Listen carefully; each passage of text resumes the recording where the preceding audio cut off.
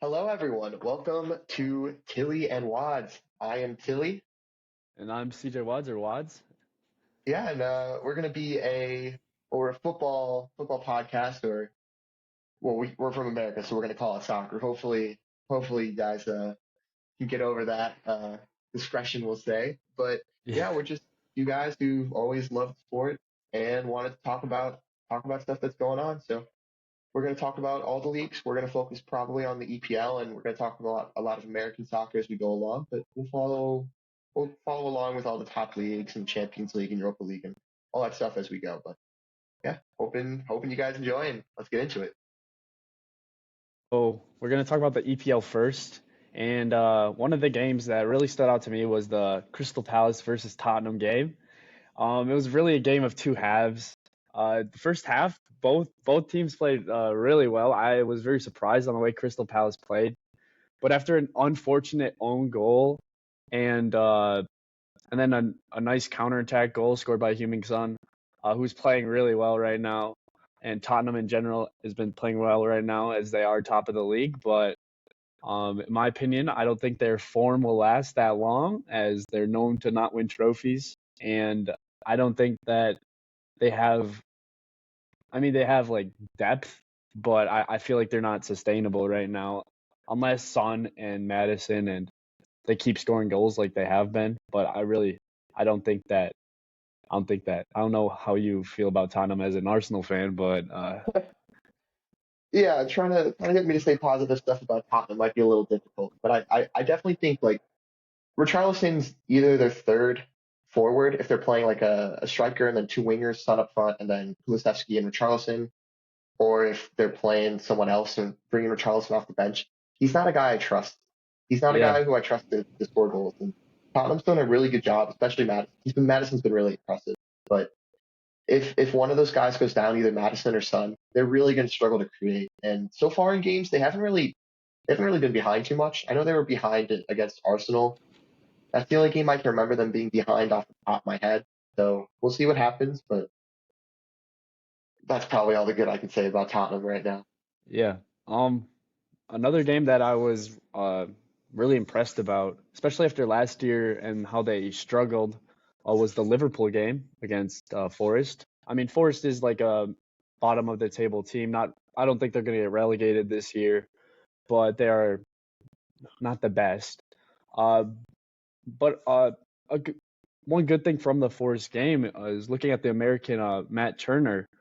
He had five decent saves, I'd say. A couple were like all right. And the first goal, I don't know if you saw Aaron, but he did get a hand to that ball, but he kind of pushed it right into the path. And that goal, he could have did a little bit better, I thought, to save it. But overall, um, not much that he could do pushing in the path of Jota, and Jota just slotting it in. The second goal, um, I wouldn't expect any keeper to save it. It was a cutback goal from the touchline. I couldn't name a keeper that would have saved it, so it was really poor defending from Forrest in that one. And then the third goal, I don't know if you saw Aaron, but that third goal was a little strange. Turner ran up from like his line to try to clear the ball. That was like outside the D, and he missed the ball. And then Salah had a free goal. Didn't Um, get to see that one. I'll have to so I'll have to watch that. so I don't know what he was doing, or if he just like mistimed his like header because it looked like he was trying to head it clear. But I don't know if he should have been making that play because I think he would have had a better chance saving it one on one than going out to do that. But overall, I thought we've seen a lot of improvement from Turner, and I think he's a good keeper for the USMNT. And yeah, that game also had a lot of significance with Luis Diaz's parents who had been kidnapped, and the first goal that Jota scored, they held up his shirt in honor of him, and so that story is really sad, but it was a good goal, and it was a good story in that sense as well. I know his mother's been found. I haven't heard any information about his dad, but Yeah, can I hop in here? yeah, Yeah, so for anyone who's not aware, Luis Diaz, his parents were kidnapped before Liverpool's last game. and they did find his mom. I don't know if they found his mom before the game or after the game, but his dad's still missing. Uh, so they're actively looking for him, but they're not sure. He's Colombian, right? Yeah, he's Colombian. Yeah. So I know there's a lot of stuff going on in Colombia right now. It's not the it's just a lot of stuff going on with the government. So hopefully things can get sorted. Hopefully his parents or his dad can get found. Luckily his mom's doing better now, but yeah, really sad stuff going on. Yeah. Any games you want to talk about, Aaron? I mean, Tilly? Yeah, yeah. I'd actually really like to talk about the Brighton Fulham game. Not necessarily for how the game went, but crucial thing for Fulham after the game, they got the signature, the long-term signature of their head coach Marco Silva, who's been talked about leaving, going to a bigger club. He was just like Mitrovic. He was pursued by Saudi Arabian clubs. So I just think Fulham's project is interesting because they were a team that last year I think most people thought would get relegated. They've been a yo-yo Yeah. club for a while, but Marco Silva's done a really good job. He's got them in a good place, and a good away point against Brighton, locking up the manager long term. I mean, we don't know how long term any manager is at this day and age, but Yeah. it's a good sign. It's a good sign for Fulham. It should be some real positive stuff for them. So yeah, Yeah. Another team that I would say is, in my opinion, shocked my expectations this season has been Aston Villa. Goal scoring like you wouldn't believe. Um, a goal from John McGinn, a really nice. It was off a set piece. I don't know if you saw that one. I did. It was a nice finish. And then Diaby as well, a world class volley in my opinion for his first goal. And then the second goal, it said it was an own goal, but I mean like the cross shot. I don't know. I felt like it should have been his, but I do see like how it could have been an own goal. But both very good goals for Diaby, and he's getting into like the system there at Villa really nicely. And Yeah. as well, I mean Luton Town, I think they're going to get relegated, but I mean they did score a goal, so you can't really like say much about them. Like yeah, Well, you do have to think that race is going to be really close. Every it goal that you is. score, every goal that you score that puts you in a better goal differential state, it's going to matter. Like we're gonna talk about the relegation race a little bit later, so I don't want to get too much into it now. Yeah, But I think that's really important. Every goal you can score, every goal differential you can improve by, even by one, it's very helpful. yeah. I mean the Arsenal game. All I can say about the Arsenal game is complete domination by Arsenal Yeah. and a Listen, hat trick from Nketiah. Like it was insane, really. good stuff. Good stuff. Yeah, I was very happy with it. I mean, obviously, 5-0, 5-0, no matter who you play is a good result, right? Yeah, I will say, I was very excited by what I saw from Nketiah, especially because Jesus is going to be out for at least a few weeks. yeah. So seeing Nketiah right away, get some confidence, get three good goals. They were all good goals. First goal, great first touch, slotted in the corner. Second goal, we scored 5 times. Forget my memory. Trying to forget the, trying to remember the specific second It's one he scored. I think I honestly don't remember, but I remember the third goal he scored was just a beautiful shot from the it outside of was the good. box. I know that one. Yeah, Yeah, so but Sheffield United, wow, they're bad. That yeah. Yeah, they're not a Um, Premier League quality team. no, they're really not, and they're proving it right now. The the Everton game, that was a good game as well. That one goal, proved the difference for Everton against what I would say is the team that I thought would have won the game, the West Ham side.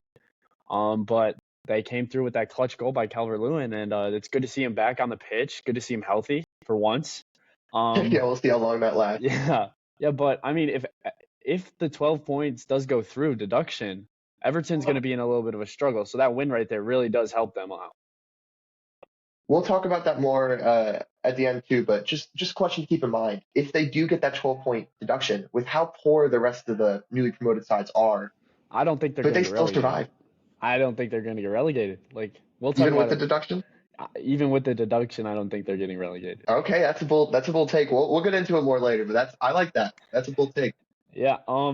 A game that I could not bear to watch. The Manchester Derby. I'm a Man United fan, and I could go on and on about all the problems that are going on at our club. But in my opinion, the penalty that was given um on Rodri for Hoyland pulling him back, I really don't think it should have been called. I do understand like the view, but I mean that happens all the time. And if they're going to call it that time and not call it another time, it kind of just shows the inconsistency of VAR, which has been such a problem this season already for a lot of clubs. And I don't know, but Man United had a horrible game. No chances. I mean, we did have a couple chances, but Marcus Rashford's finishing needs to be worked on. He cannot finish for his life. He cannot finish his dinner.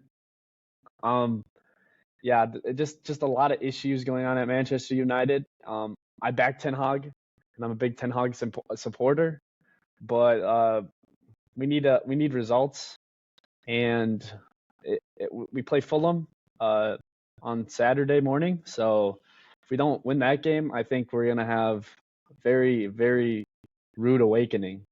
So that's all I can say. City did play well. I'll give them credit. I mean, I don't think they played at their top with KDB out.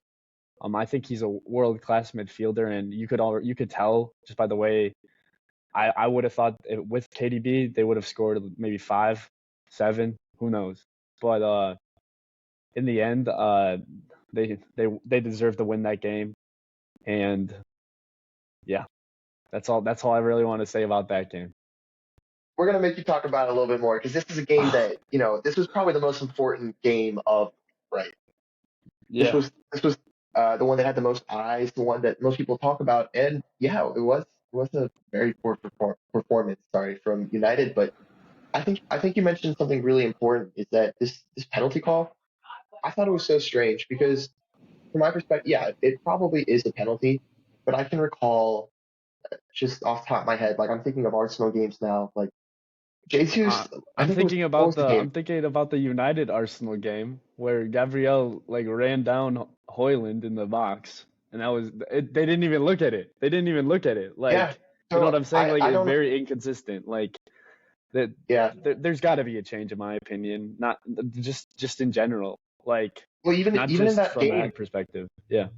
yeah, even in that game, Holland was being guarded by Maguire. Maguire pulls him back, like two hands Yeah. around his chest. Why didn't Right. they call that then? You know, I like, don't understand. And if you're gonna argue that one, the Hoyland foul on Holland is a penalty for holding.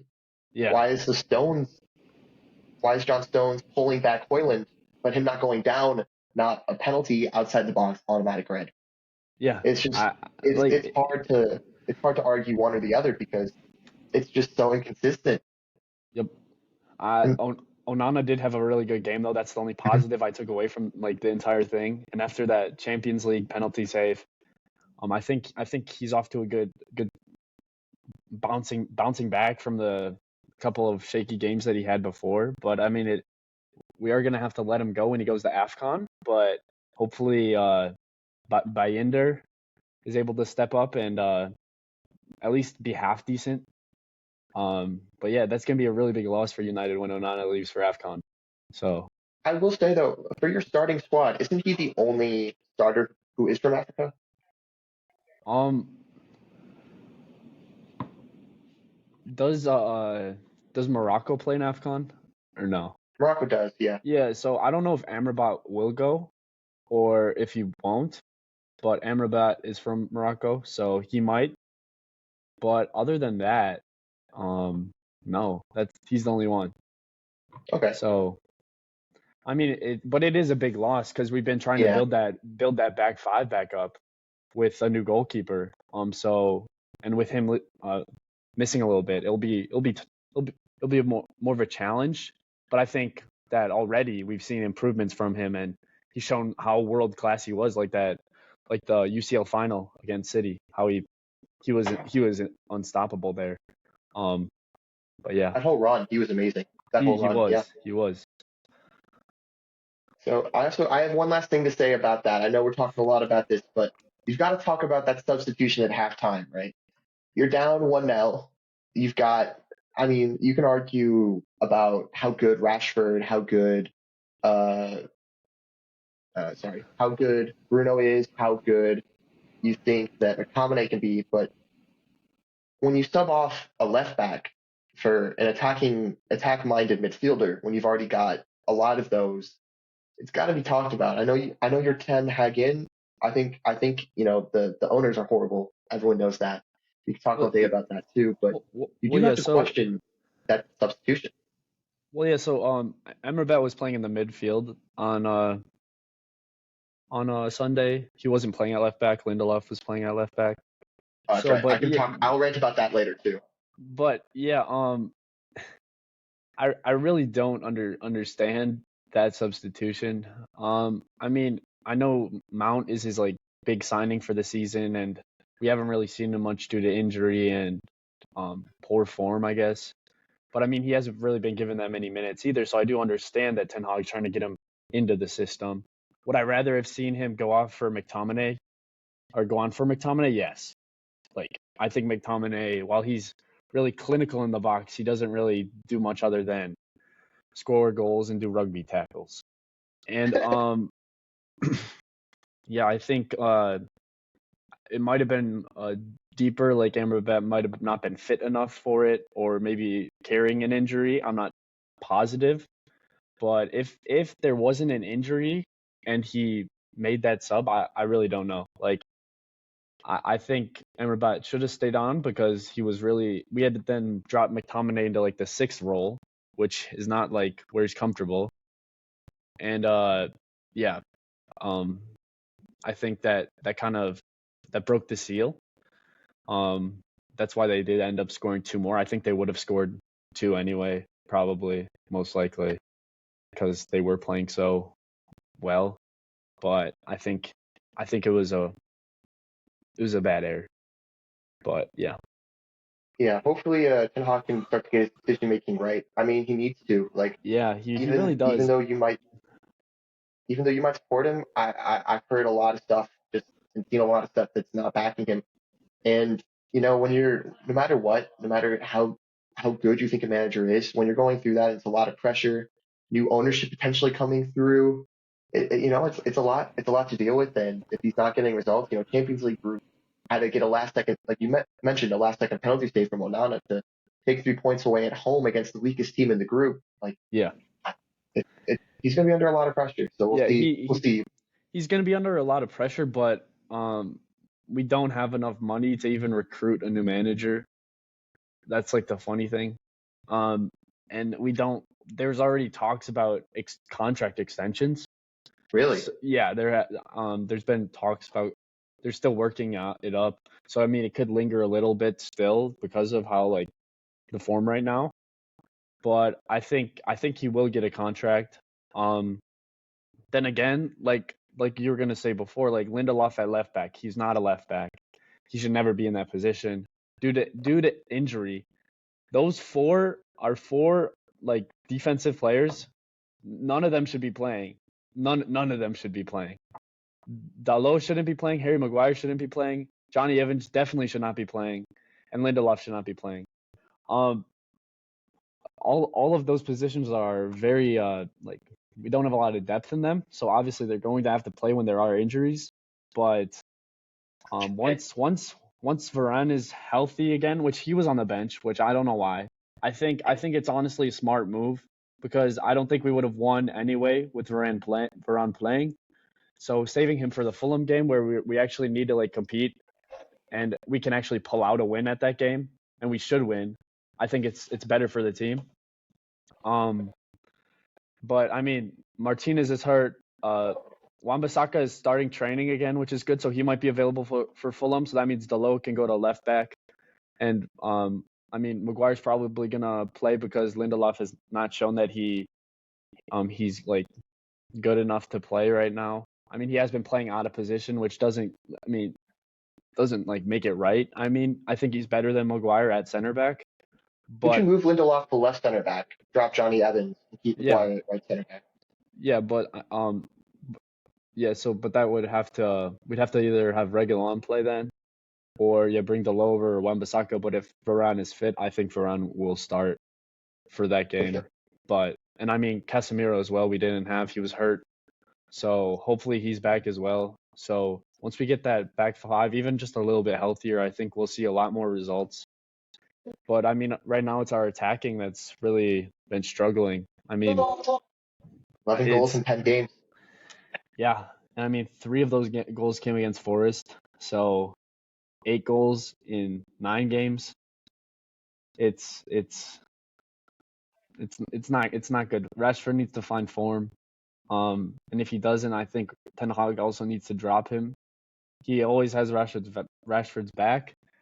Which I think, I mean, I get it. He's your star player. He signed a big contract, but at the same time, when there's young, hungry players like Garnacho on the bench, I do think Garnacho is more of an impact player in the end, but he still doesn't sub off Rashford, which I see as a problem. Like Klopp will sub off Salah. Other managers will sub off their players when they're not doing well. But Ten Hag will not sub off Rashford. So I think he needs to make a change in that sense, because if he doesn't sub him off, he's letting Rashford like walk all over him. So yeah, I mean, he built Rashford up for a good season last year, but yeah, there's a lot of problems. So I think we've talked enough about it. Yeah, I think we have to. I think we should probably move on to another league. Yeah. Uh, let's move to the Serie A. We've got a lot of Americans playing in the Serie A. I know you watched the Napoli Milan game. Got to see Musa and Pulisic.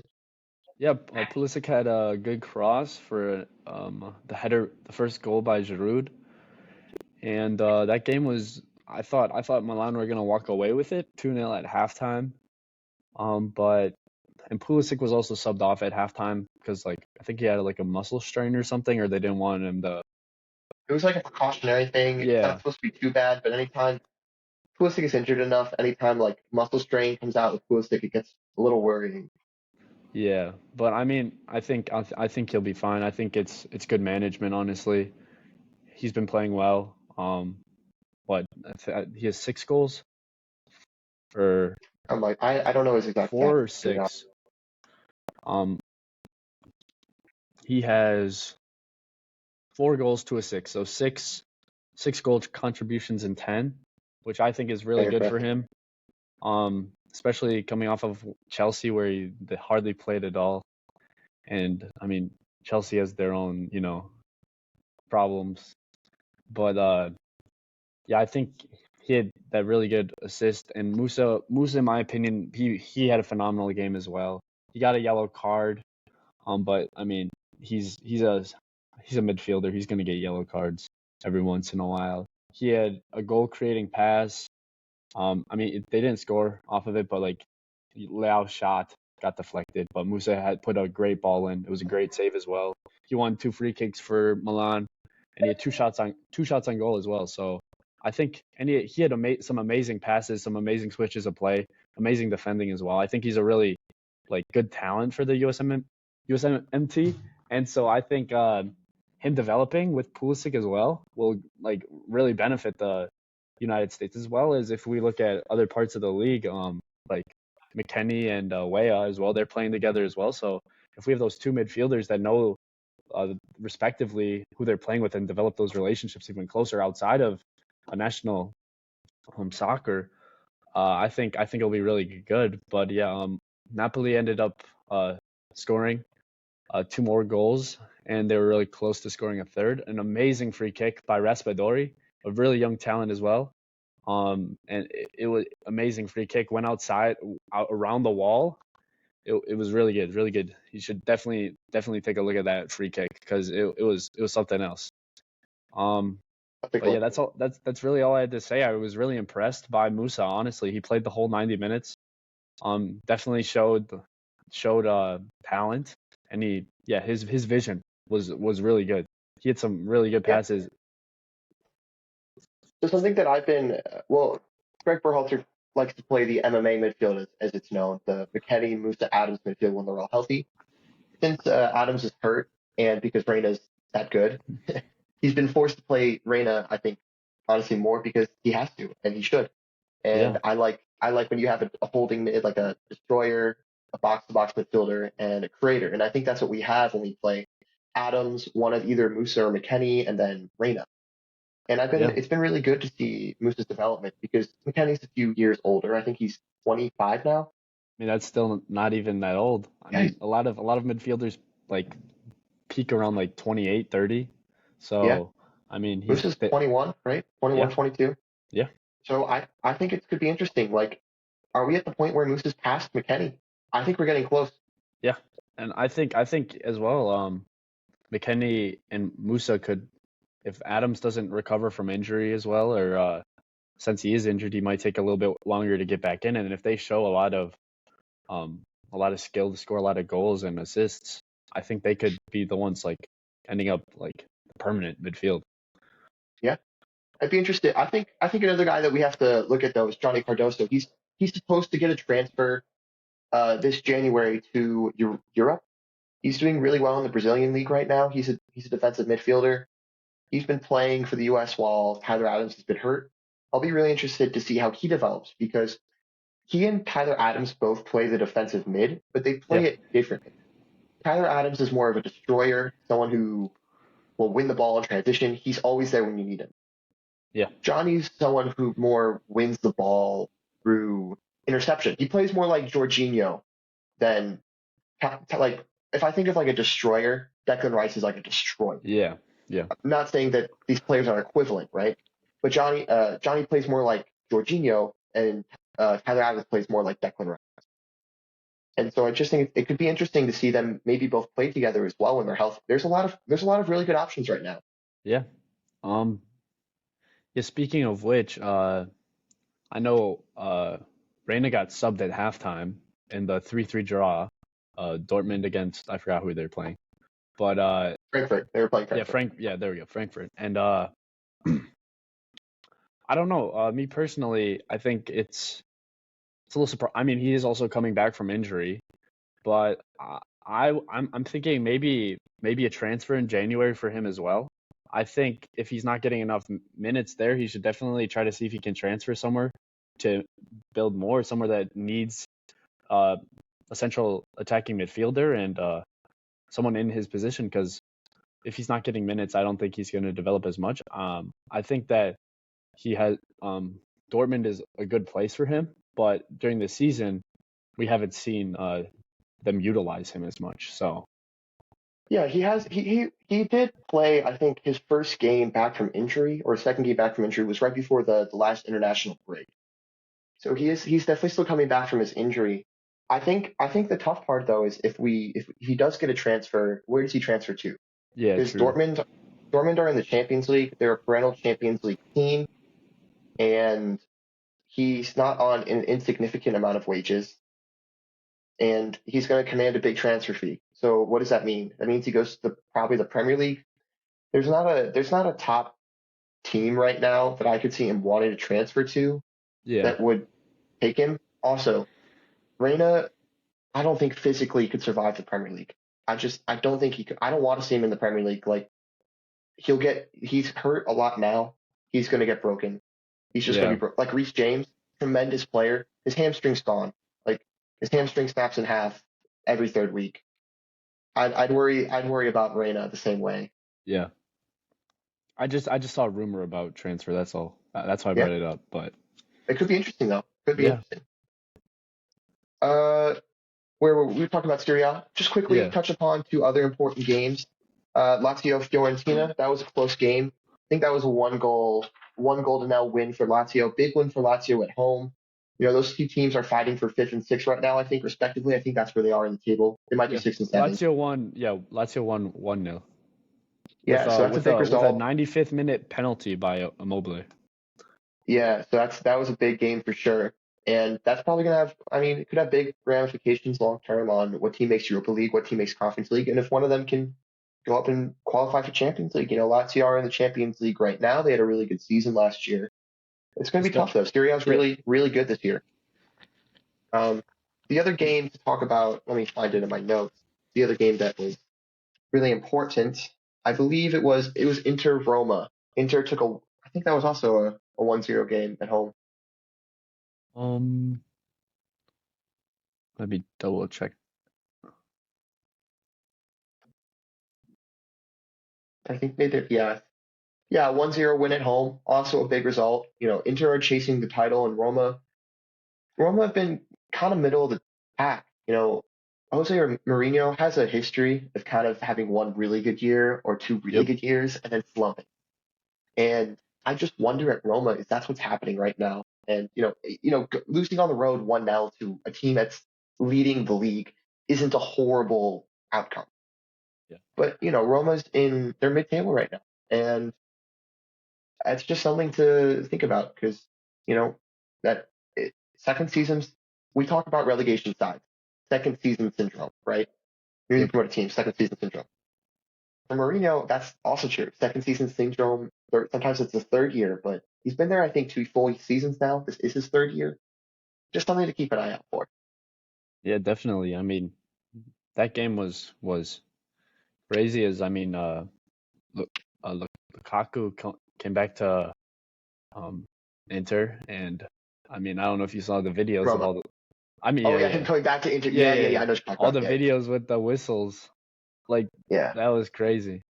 I mean, I did hear as well that the Inter manager wanted to re-sign him and like get him back for Inter, but he didn't want to, so it's kind of interesting too. He's had a weird career. Yeah, really. He's So prolific, so prolific, but just personality just does not mesh well. yeah. Uh, all right. I say we talk about El Clasico. I feel like we have to at this point. It's been we're about 30 minutes in. Can't go much longer without talking about that game. Yeah. Uh, I think the first thing to talk about is you know Gundogan, 6 minute captain of Man City, longtime captain, knows how to win, popping up with a goal. Yep. It was a good goal. I was like, wow, Barca's really starting like this. Um, just like almost like he scored like 45 seconds into the uh FA Cup final against United. So really reminded me of that. But I mean, Jude Bellingham just won the Copa player of the Copa trophy for like the Yeah, youngest player, young right? player of Yeah, the young world player of the year. actually. Yeah.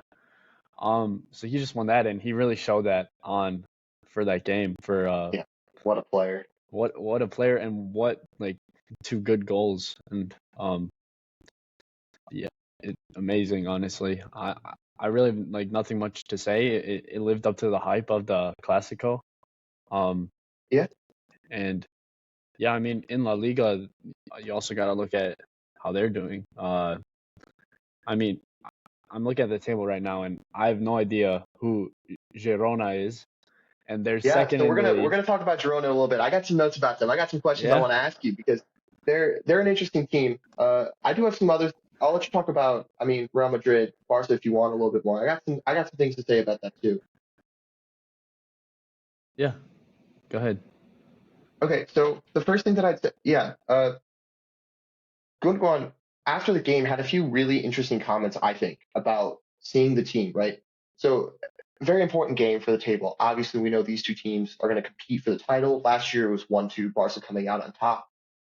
But you have a player who's used to winning, going to Barcelona, former captain of a team that just won the treble, Yep. and he sees the dressing room. He said they weren't upset enough after a loss. And I think that's really interesting. Like you've got to have that killer mentality. And even though you won the previous year, when Real Madrid makes a signing like Jude Bellingham, who's been as good as he has been, they stepped it up, right? Yeah. You have to step it up too. And I'd be curious because Barca are fully capable of winning the league. We know this, Yep. but they haven't recently been capable of challenging in Europe. So I think bringing in a guy like him, Gundogan, talking about, I think I said 3 different pronunciations of his name over this time, which is great. Yeah. I've good the wine, good the win, good the Uh, who knows, who knows. Yeah, but I mean, bringing in a guy like that, I think is going to help them compete for Europe, and they're doing really well in the group right now. I think they've got 5 points. I think. Yeah, because when's the last team Barca's even won a Champions League? It's been a while. Because Messi never Yeah, won one. Messi never won one. So then just no, Messi never won a Champions League. are you sure? I'm like fairly sure. I'm pretty sure he has one. Oh, okay. He won it once. Yeah, I I was like, think. I I think. remember him I winning think. I one. I don't think. remember what year. I was like, I know he's won one. Wait, no, never mind. He won it 3 times. Never mind. Never mind. Yeah, Never mind. I Never don't know. mind. My bad. My bad. My bad. Hey, clueless American, right? Yeah, yeah, yeah, yeah, yeah. No, No, but I mean, for real, bringing in a guy like that, like Gundogan, captaining, I think that's going to help him a lot. Um, yeah, I guess now we can talk about Girona. So you're like, who is Girona? Earlier in the season, I had the same question. Who is Girona? Interestingly enough, City Group, they are part of City Group football. If you watch the style of football that they play, it's like an adaptation of Manchester City, and we all know how good Pep is as a coach. Unfortunately, I don't know the coach's name. We can look it up. Do you want to try looking that up real quick? Yeah, but they play a very similar style to Manchester City, and they're tied with Real Madrid, 28 points after 11 games, one draw, one loss. That's and 9 wins. They've been absolutely incredible, and I don't know if they have the quality of players for a full season. It's the same kind of deal as we talked about Tottenham. I don't know. I don't know if Tottenham can keep it up over the course of the season, but Girona have been playing really good football. They have a lot of investment being part of the City Group. We could see Girona become almost like a fourth power in the Liga soon if this trend can continue. Just Yeah, you'll have Atleti, Barca, and Real Madrid, and then Girona will see if they can throw their hat in the ring. When Man City first won over Man United in the league, that from there on it was just dominance. I yep. don't expect that with Girona. I don't. I They think don't there's too have the many same. superpowers there, honestly. Yeah. Yeah, Well, I mean, his there's a lot of name's superpowers in the Premier League, but yeah, yeah, but those teams are a little bit different. yeah. But we'll see. If Mikel Sanchez is his name. Mikel Sanchez. yeah, so he's been an interesting hire for them. He's been good, and we'll see if Girona can keep it up. I think that's something to keep an eye on, especially because they're part of the City Group. Seeing what they do not just this year, but over the next few years. Because if they're hanging around, if they're in the Champions League, don't be Yeah, surprised if they start to flash some cash because they'll probably have it. Don't be yeah. surprised that if We also have to look at like Atletico Madrid as well. They're they've one game in hand and they're 3 points back, so they could also um be tied for first. They play Las Palmas on Friday, yeah, so I mean, they're easy they're a win. mid-table team. They're a mid-table team. They should win that. You think Atletico Madrid is a mid-table team? No, no, no. Las Palmas is. I think Las Oh, Palmas. I was Well, like, whoa, whoa, whoa, no, whoa, whoa, Atleti. whoa, Atleti. whoa. I think Atleti's my personal choice to win the Liga. Actually, Griezmann is playing like insane right now. Like you wouldn't expect a player like I mean he's he's 32. Um, I mean still like not like young, but I mean kind of his prime, but like right at the end of his prime. well, You know for what I'm a winger, saying? that's old. Yeah, winger's prime. I mean, he's playing more center forward now, I think. But for Yeah, a winger, that's really old. but I mean these stats. I mean like 13 games, 9 goals. Like for Griezmann, I mean, in my opinion, that's really good for him. So like a good start to the season, honestly. Good for anyone. Yeah, literally, and he had an amazing season last year. Um, I don't know, like I don't know if you've ever seen like the funny clip of Griezmann in an interview, and he comes over and he's like, what does he say? He's like, I love Allen Iverson or something like that. Have you ever seen that before? I've seen it before. I have. I know what you're It's talking the about. funniest thing. Like it's the funniest like interview I've ever seen because they're interviewing someone else. He comes in and he just has that like character, that charisma. Um, I think he's still got some left in him, honestly, and he's definitely showing it and showing how good he still is. Yeah, and I know they won the league. What was it? 3 years ago or 2 years ago? Um, I don't remember. I think it was 3 years ago because it was them, then Real, and last year Barca won. yeah, they won it 2020, 2021. I wonder. I bet honestly, like I said earlier, they're my pick. I think they can recreate that magic again, and they can win. They already beat Real Yeah, Madrid 3-1. They're really good. I don't see where I think a player like Gundogan makes Barca Champions League threat. I don't see Atleti the same way, just based on the style of football that they play. I think that tends to work better in a league setting. But I definitely think they can yeah. win, and they're my favorite right now to win the Liga. All right, I think it's time to go to Ligue 1. We've got to talk about a few things, both Leon related. Well, three things: two Leon related, one PSG related. Let's talk about PSG first, because a lot's been going on with Leon over the course of the year. Yep. First question: PSG, they're back up to second. They've been arguably the hottest team in Ligue 1. They're 1 point back now of, sorry, I couldn't tell you what's on top right now, but they're 1 point back. Let me take a look of Nice. They're 1 point back of Nice. Do you think they're going to run away with it again? Do you hear me right now or no? I can. All right, perfect. I was having some difficulties. I don't know. I feel like PSG is always like a favorite to win it, honestly. But I mean, over what? Like they've always, I feel like they've fallen short, you know? Like I mean, they won it what for the last They they won won it it last year, but they for did lose the year before that to, I mm, believe, they, it started, they lost the year before that. I don't remember yeah, who. no, so no, they've won it for To the Lille. They last lost it to Lille. yeah, they've won it for the last 2 years.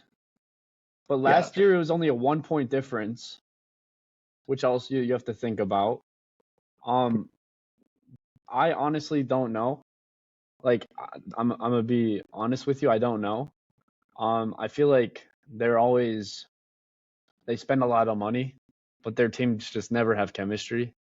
I think that the addition of Dembele has been very beneficial to them, and hopefully he stays healthy. So we'll cross our fingers for that. But also the young center midfielder, I don't Warren Zaire Yeah. Emery, yeah, he's also really good talent. So I mean, they have the talent, obviously, but if they're just able to put it together, um, we'll just have to wait and see. Honestly, I don't know what you think about that, but that's what I kind of think. Yeah. So last year they won by 1 point, but after that it wasn't close. Like there was a big drop off, I think, between Lens, which was the team in second, and then the team in third. I don't see any way that PSG, if they get a big lead, gets caught, and I think they will. Like I think the team's built better structurally, Yeah, and I honestly think losing Neymar was the best thing that could have happened because as good as Neymar is, he's hurt a lot and he's a yep, big distraction. And him, Mbappe, and Messi, none of them are elite. None of them are really great at defensive responsibilities, yeah, and they're not gonna. You can't expect all of them to work hard on defense when they're all arguably top five players in the world. It just when you have a flair player like Neymar, he's just not going to. And Koulibaly, I think, is a great addition. It lets Mbappe play on the left where he's more comfortable. yeah, Uh, Dembele, he's hurt a lot, but when he's not hurt, when he's playing healthy, he's, in my opinion, one of the 10 best players in the world. yeah. That And that I think if he can stay healthy, I don't see a way they lose the league this year because Lens, the team that got second, Champions League team now for the first time in like 30 years. They beat my Arsenal. Tough game, but they're already 10 points back of the first place team. They had a bad first 5 games. I don't see a way I don't see them getting caught this year. yeah. Honestly, I mean, as they say, only time will tell, and we'll just have to see how the season goes, honestly, and you know, keep checking in on how they're doing week to week and game to game. But they they look like a good side right now. Um, I mean, just looking at their scores right now, 3-2 versus Brest, 3-0 versus Strasbourg, um, 3-1 against Rennes. I mean, they lost to Newcastle in the Champions League, but I mean, Newcastle, I think they're a good side, and I mean away as well. Yeah. They drew, Newcastle's, what was it, first Champions League game in over 20 years? yeah, or Tough no, place. Tough, yeah, tough place to play anyways, yeah, especially first Champions League game.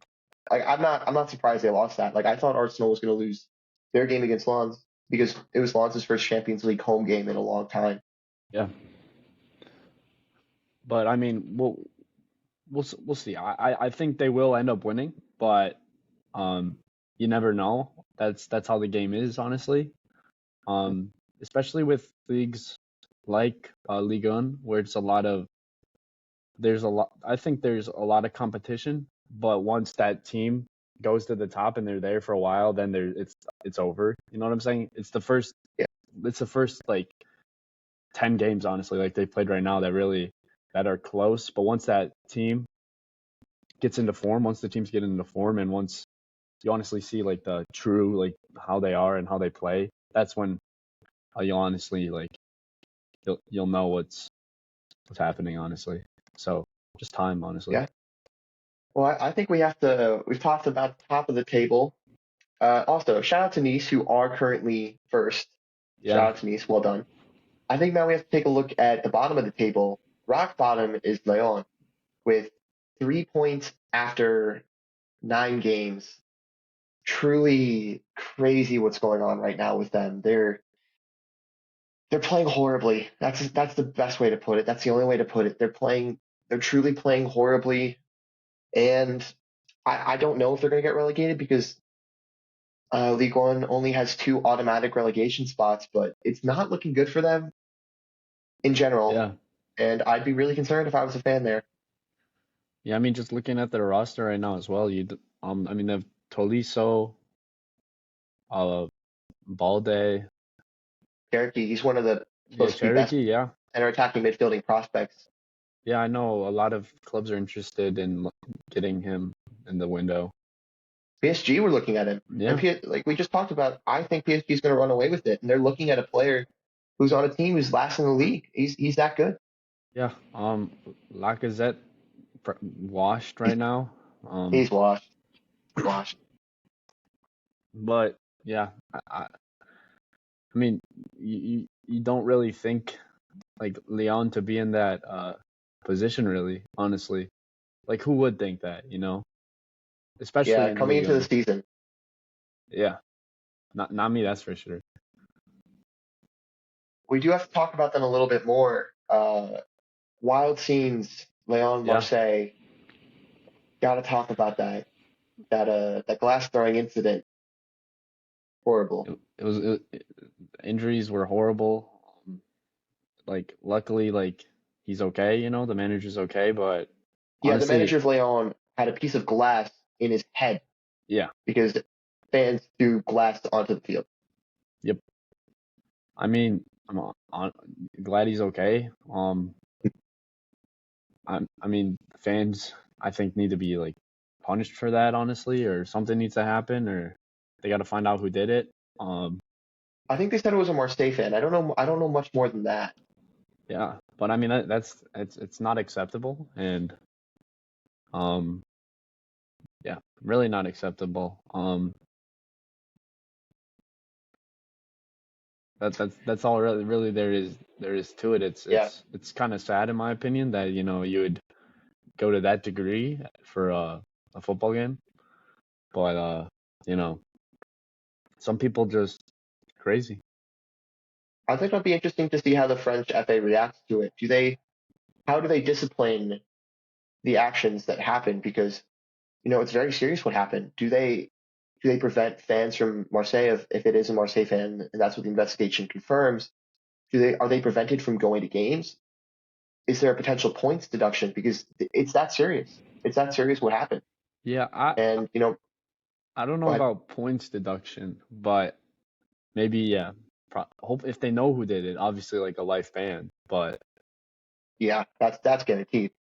yeah, but I That's a mean, minimum. yeah, I don't really think it reflects Marseille though as a team, so I don't know if a points deduction would be uh like work like justify it, like.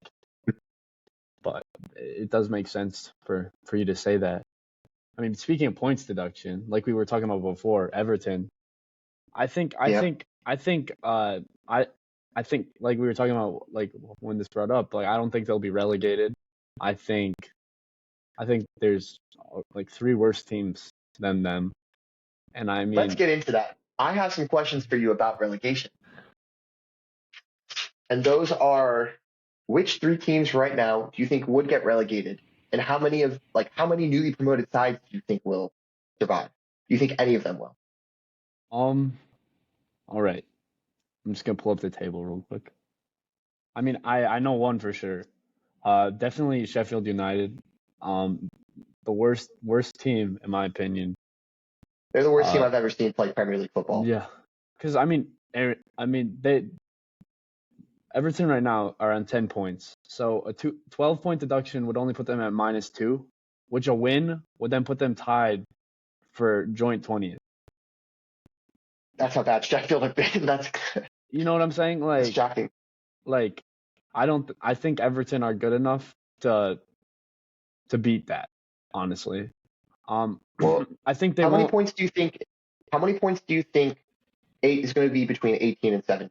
Because that's the important part. Because if you think 35 points is enough for you to survive this year, I think Everton might get to 45, and then 12-point deduction might not be enough. But if you think it's going to be higher, like if you think 18th is going to be, sorry, if you think 18th is going to be 30, Everton might be safe.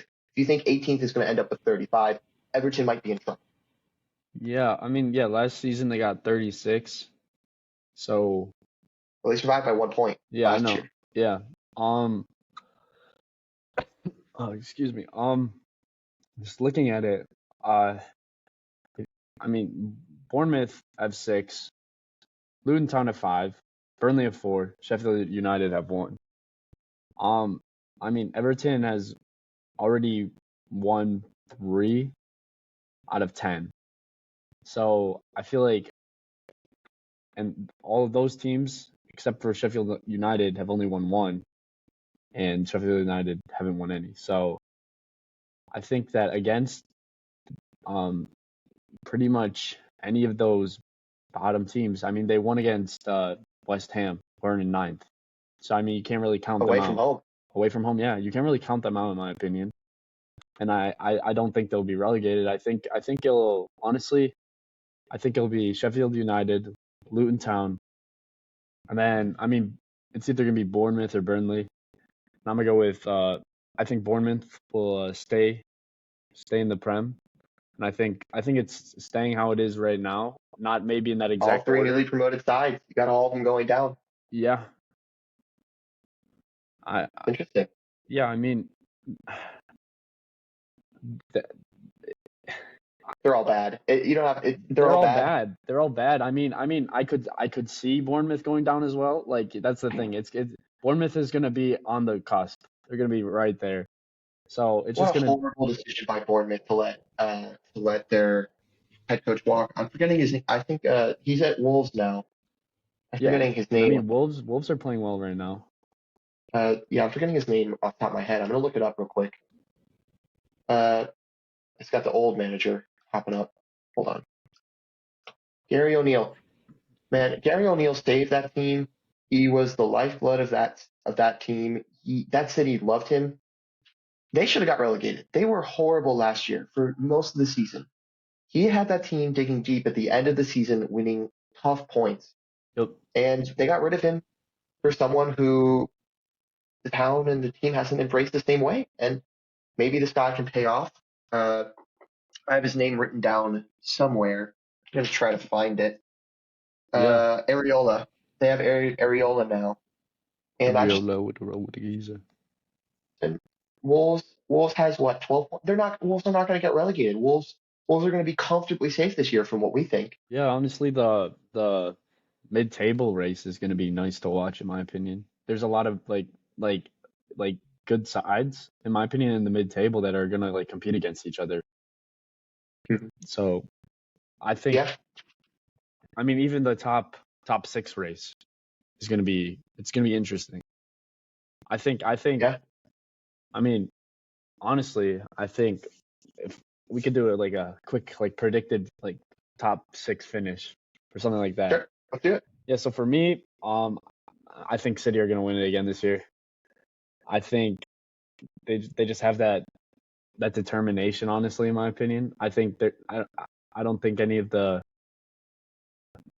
teams, not like neither Tottenham or Arsenal, I don't think are gonna win it. Oh, I that think was I so think it'll hard. be close. I think maybe I'm gonna say 6 to 10 points are gonna separate first and second, but I think Man City is gonna win it. I think. Ooh, second place. I think it's gonna be Liverpool, honestly. I just they played really well so far. I You're mean, good. Their midfielders look their really one good. loss against Spurs, I think is kind of, it's a little dodgy. I don't think that it should be counted as a loss.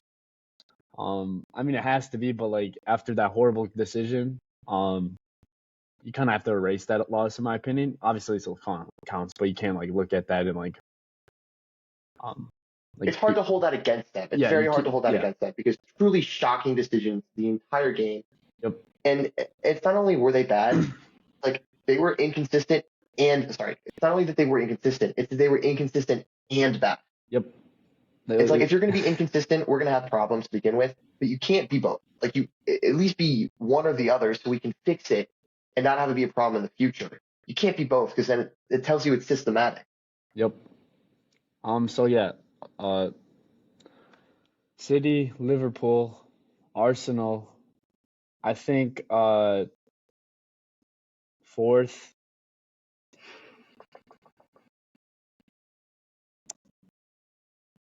I can't say Man U. I don't think we're gonna. I think we'll be like Oh, sixth. I think we're gonna be sixth or seventh, six. I don't think I'd have them at six. sixth or seventh. That's Rapid fire. Who you got fourth? Who you got fourth? oh Let's fourth. rapid. Shoot, it's tough. I could see any of the either Tottenham, Aston Villa, Newcastle, Brighton being fourth, any of those teams, and fifth as well. So I'm gonna go. They're probably fourth through seventh. Those 14. Yeah. So I'm gonna say I'll just say Tottenham fourth, fifth. I'm gonna go Brighton fifth, Newcastle sixth. Uh, Man U seventh, and Aston Villa eighth. Wow, you've got Villa falling off. That's interesting. That's bold. I like it. Yeah, I I like it. mean, That's bold. I don't think I'd agree with you on that one, but yeah. I love the take. What do you think? What do you think? Well, I have to, of course, put Arsenal in first. What kind of fan would I be if I didn't put them in first? Do I think they're gonna win? I really don't know, but I gotta believe it in my heart. I Yeah, gotta yeah, yeah. believe. I gotta cheer. That's valid. At least you know you have a chance. I know I don't have a Yeah, chance. yeah. Well, of course I've got City second. Then after that, I've got Liverpool third.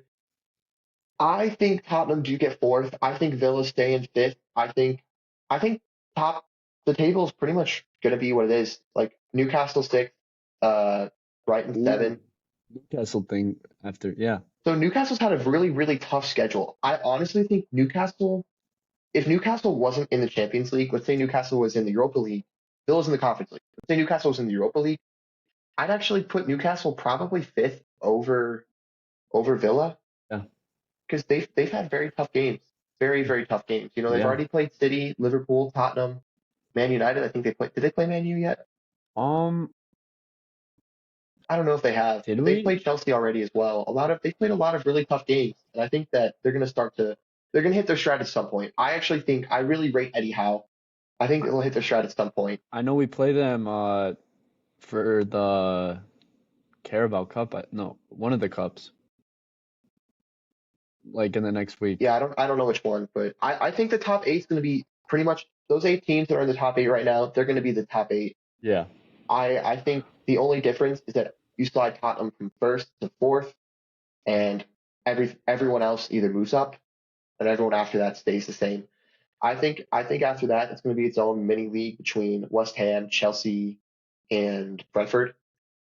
Those three teams, 9th through 11th, are going to be fighting for ninth place. After that, 12 through 16 could be any one of those teams right now, 12 through 16, and then 17. Like I think the table right now is starting to sort itself out really nicely. I don't think there's going to be much change, honestly. yeah. Speaking of Newcastle, uh, Tonali is banned for gambling, and we've seen Yeah, this a lot actually now. The another Milan player was banned, I think, or Juve player or Italian player was banned. yeah. He was really young, I know that. Tony was banned. Uh, anyone else I'm missing off of that? But those are the two Those are the major three ones. big names that have been Yeah, banned. I know there's a guy from Nottingham Forest to follow who was found gambling. He wasn't officially banned. Like he was banned, and then they got rid of the ban. So yeah. I don't know. I don't know exactly what's going on with that, but But yeah, that was I another mean, case. yeah. Tonali literally got thrown under the bus by like the Italian guy. Um, because yeah, I saw in an interview that he was like, oh yeah, like Tonali's the one that showed me this gambling like site, and then they had to look into it. They found out that Tonali was also doing it, and so obviously not good, and obviously it's a big blow, honestly, in my opinion. I mean, they spent a lot of money on him, so. Yeah. But I think yeah, like you said, I think the top eight teams right now. Even I mean, West Ham could slip into eighth, and United falls to ninth. Honestly, I don't think but that's going to happen. yeah, I think United honestly will bounce back, not to the point where we're making Champions League. I mean, it's only an 8 point gap to fourth, but like I don't view that as plausible. I think other teams are gonna win, and we're gonna lose some games that we should win. So yeah, we play. Oh, we You play haven't on even had what? a We draw yet. play. It's been all wins and losses, hasn't Yeah, it? yeah. We play Newcastle in the EFL round of 16 Gotcha. on Wednesday. So I will be watching that game. And then Arsenal we play West Ham on Wednesday. and then yeah, so that I mean easy win for you. I mean we're gonna Hopefully, I think we're away. I think it's at West Ham, so it won't be easy. But yeah, we're at home, hopefully we can. so and then we play Fulham on Saturday. So hopefully I mean away, but then again I think we should win that game, but you never know with United. You never know. Yeah. Well, I think we talked about relegation a little bit ago. The one last team outside of I guess the one last league I really want to touch upon really quick is the Eredivisie, Yeah. because we've got three players who play for America on PSV. They're top of the table, 10-0, haven't lost a single game, playing incredible football right now. Yeah. And then on the complete opposite end of the table is Ajax. Man, who would have expected that coming into the season? I think right now, after 8 games, they've got 5 points. The team right above them in 17th, they're rock bottom at 18th. The team above them at 17th beat them last weekend. What's going on at Ajax? What is going on? I think A lot to be concerned about. has to do with it. Eric Ten Hag. I mean, he was very good for them. He was very, very good for them. Yep, he was. I think, not trying to speak about Man United again, but I think he will bring that level to Man United once again. We'll see. I Yeah, think the bigger thing is they've lost a lot of players. Like they have. they I mean, sold almost all of their best players. yeah, but that's how their team is built, though. They're built to bring players up to sell them, and I mean, it sucks. I mean, they're gonna suck for a little bit. I don't think they'll be relegated. I think they'll be in the bottom half, though. Um, I mean, I don't watch that much Dutch football, so I couldn't tell you which teams are like good or whatnot. I mean, obviously I know PSV, Yeah. So Alkmaar, Feyenoord. Um, I know they're good, but Yeah, so historically the top four are PSV, AZ Alkmaar, Feyenoord, and Ajax, at least in recent memory. yeah, Those are the four teams that typically stand out to me as the four best teams. PSV, top of the league, 30 points out of 30. AZ Alkmaar, 25 out of 27. Feyenoord, 23 out of 30. And then Twente is also on 25 out of 30. So they're doing well. After yeah, that, it's a big drop off to the rest of the teams. And usually you could just sub out Twente for Ajax, and those would be the top four. Twente's decent. They're historically a decent side. But it's to me it's been shocking to see for Ajax because you can clearly tell they don't have an identity, and the identity they've had historically, those players just aren't good enough right now. yeah, And I they're also rock bottom of their Europa League group, and they're in the toughest group. They've got they've got Marseille, AEK Athens, which is I believe I think that's one of the best Greek sides. yeah, They're very, very, very good. They beat Brighton away from home. yeah. Brighton's also in that group. Like I don't see a way where Ajax advance out of even I don't maybe they can get to the Conference League and do something, but Yeah, they're in a lot of trouble. they did beat. Did they? I thought they lost to Brighton. They did. They lost to Brighton 2-0 away from home, but they've got two draws in that group. They drew. I think they played their first game at home. They drew.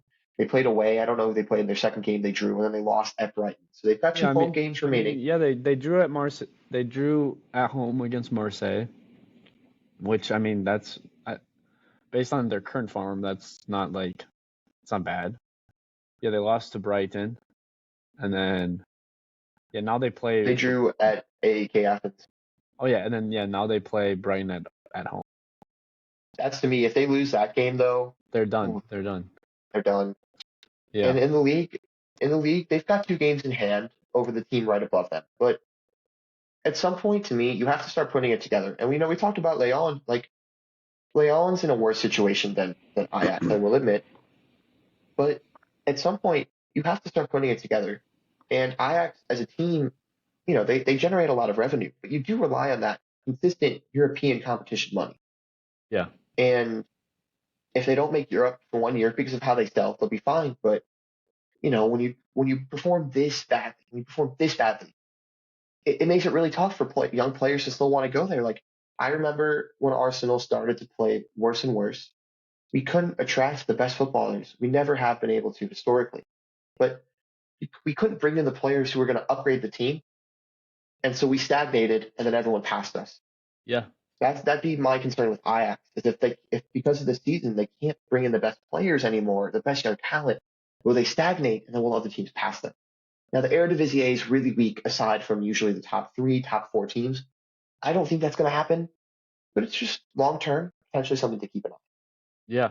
Um, Speaking of Europa League, um, let's real quick, real fast. Let's talk about Leverkusen, who are Yeah, top of the Bundesliga as well, and they're top of their group as well, going undefeated.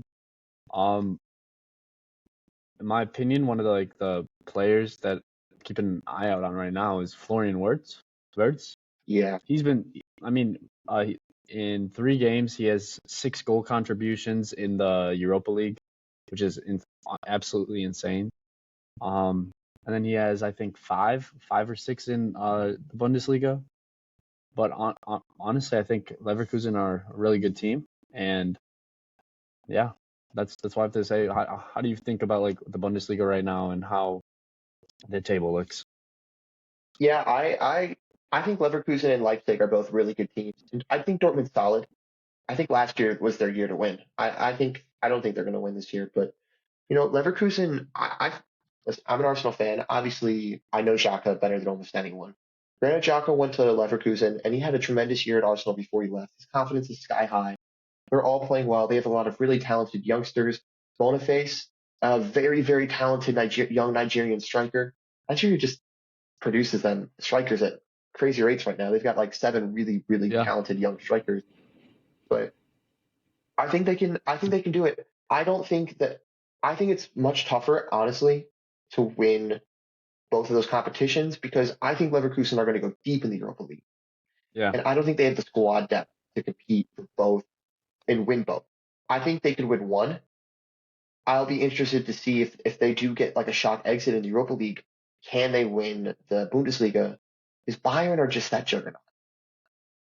I think Leipzig probably wins Bundesliga of the two. If you're going to pick one of them to win, I think Leipzig probably does. I think Leipzig has better depth, and that's shown. They've been in the Champions League consistently now, and I think Leverkusen should be one of the two favorites to win Europa League. With Liverpool, I think it should be them and Liverpool are the two favorites to win Europa League. yeah.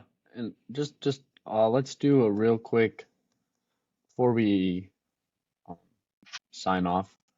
Let's do real quick Mhm. predictions for a couple games this week. Let's choose All right. a couple games from each league. So Oh, okay. let's choose a couple. I mean, not gonna You lie. surprised me here. I need to Yeah. give me Okay. go. I got the Prem up. Let's do Okay. Arsenal Newcastle because we'll do both teams that we support. So we'll do Fulham Okay. and United, Arsenal Newcastle, and then let's do uh Brentford versus West Ham. Let's do those three. Okay. I like that. A good solid mid-table clash. Yeah. So All right. yeah, give your prediction. I'm feeling Arsenal 2, Newcastle 1. I I think they've got a Hey, really tough game. Aaron. Yeah, Hold up. All right, can you still hear me? All yeah, I good, can all still good. hear you. Okay. Good. Sorry for the Um, technical problems. so Fulham versus Man United. What do you think your final score Oh, let's prediction start is with going to that. be? Yeah. I think it's going to be a 1-1 draw. Is Man United's at home for that, right? I know we're away. You're away. Oh, then I definitely think it's going to be a draw. I think if you're at home, maybe you can get a mixed sauce banger to win. But I don't think McTominay is gonna do it away from home. I don't see. I think re-signing Marco Silva is such a huge deal to that team. It'll bring so much energy that it'll almost be Yeah. like that new manager bounce. And Mm-hmm. Fulham's a decent team. They drew away at Arsenal. In a game they were down to 10 men. Fulham's got something about them that I think they'll fold some games if they can play poorly and fold some games, but when they play well, they're a really good side, and they've got two American players who we both know and love, Tim Ream and Anthony Robinson. I think Anthony Yep. Robinson quietly developing into one of the better left backs in the league, very quietly, but he's Yep. good. He's good, and I think that'll be tough, especially because so much turmoil at Man U. I think a 1-1 would be fair result. Yeah. I'm gonna disagree, obviously. But I think Fulham will score, but I think United will score 2 goals. So I'm gonna say 2-1 on that one. And then let's do Arsenal versus Newcastle. Let's hear what you have to say first. I talked first about Man U Fulham. Yeah. I think for Arsenal Newcastle, it's gonna be I'm gonna say 3-1 Arsenal.